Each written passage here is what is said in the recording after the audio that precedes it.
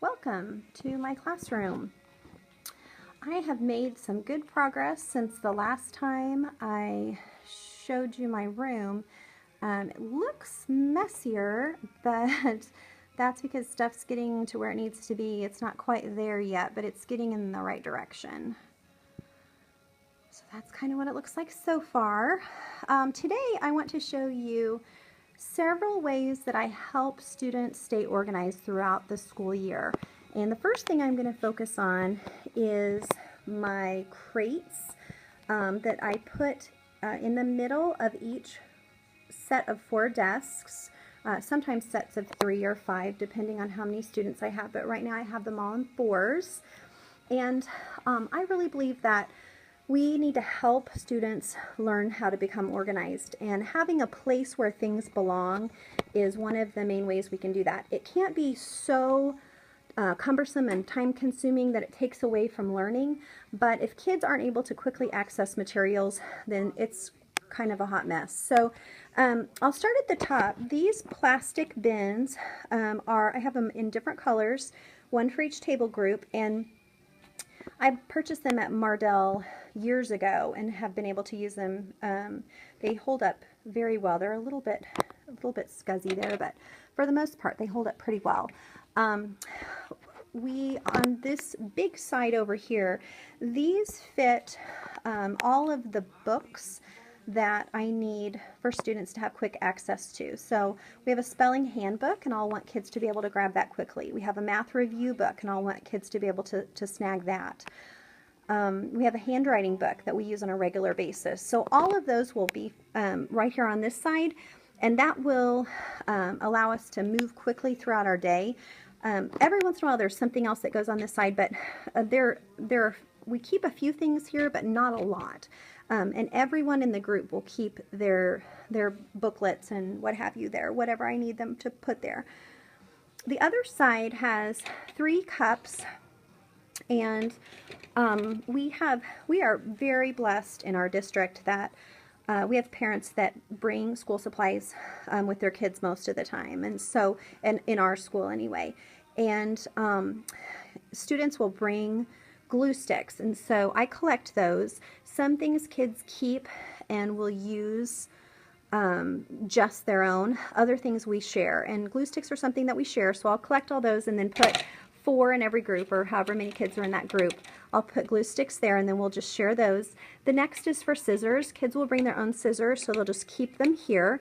And then on this side it has a dry erase marker and a highlighter, and both of those are items that kids will also bring. So those will keep supplied. If kids have extra materials, then I have a really large, like 2.5 gallon bag that has their name and number on it, and I keep those all together with that student's stuff in them.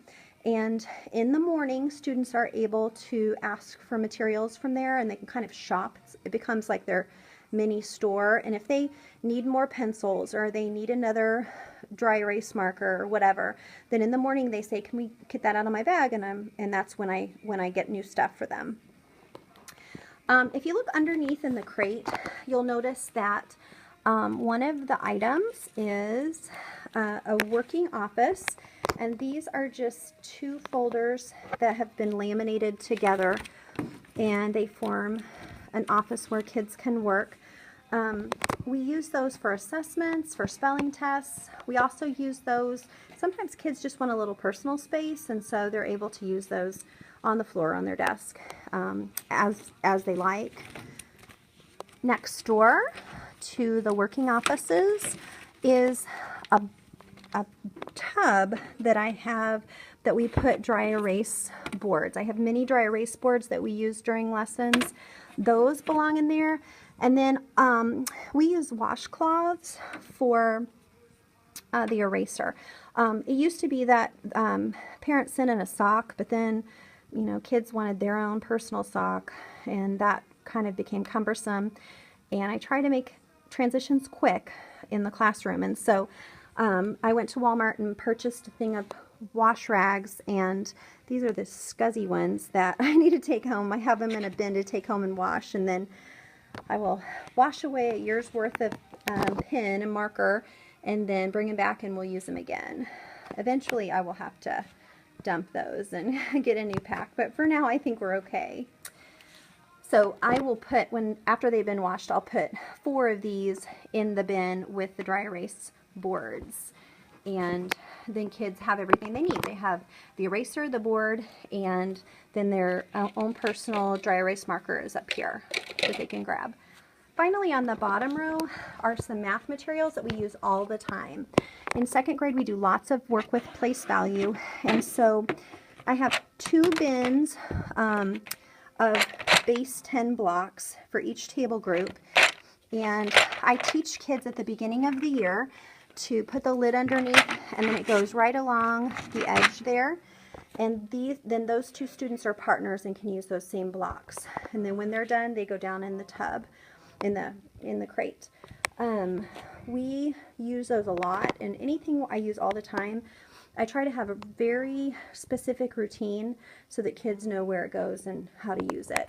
And finally, another item that we use a whole lot are these little counters that are yellow on one side and red on the other, and these are foam. They came with our math kit, and I bought some of those Gladware cheapy containers multiple years ago, and there's 1 kit per student, and they're able to use those and then put them back. We use those a lot for math games as well, and so those are something that kids know where they are. It makes it easy to get out and easy to use. And that's really what students have in these 2 crate system that I have in the middle. Now sometimes students need to be facing the front, or I change desk arrangements around, and then we just kind of place the crates near that particular group of students' desks. I try to think about what kids need and make sure they have materials to learn. Now I have a couple of other things I was going to show you really quickly. One was the container that I have colored pencils in. Now I did have a brown paper box, and then I used paper cups last year, and it was effective, but they kind of tilted over, and so that was kind of a pain. So this year I found at Target this purple plastic container and those cups, and for like $7 I was able to make that look a lot sturdier, and I think it'll be a lot better for kids. Students when they need to use colored pencils, then they're able to go over, when colored pencils are an option, then a student will come over and get this container, put it in the middle, in the open spot of the carpet, and then kids can go over and pick 3 colors, use those, and then return them and get 3 other colors. And the last thing I was going to show you today is what organizes my crayons. For years I've had all of my extra crayons in a big bin, and kids would come over and dig through and find a color if they didn't have the right color. But on Teachers Pay Teachers a couple of years ago, I saw labels and purchase labels. You could totally make your own, but when kids need a black crayon or whatever, then they just open it up to the crayon color that they want and find a good color.